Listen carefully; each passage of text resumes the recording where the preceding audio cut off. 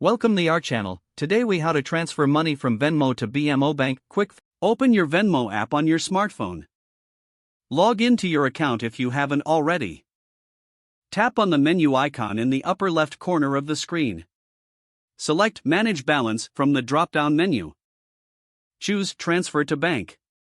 Enter the amount of money you wish to transfer to your BMO Bank account. Select BMO Bank if it is already linked. If BMO Bank is not linked, tap Add Bank and follow the prompts to link your account.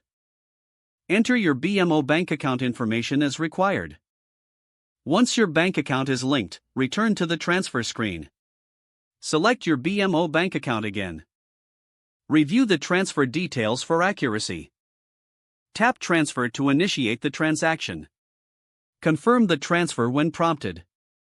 You will receive a notification once the transfer is complete. Check your BMO Bank account to ensure the funds have been deposited.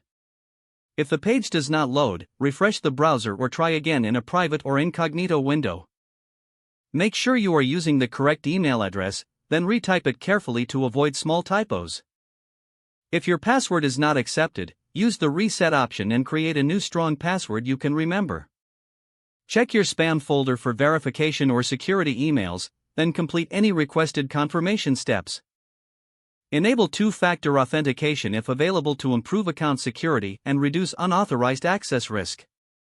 After signing in, review your profile details so your contact information and settings are accurate and current. If you see an error message, note it down and try again after restarting your device and internet connection. Log out when you finish, especially on shared devices, to keep your account and payment information secure. If the page does not load, refresh the browser or try again in a private or incognito window.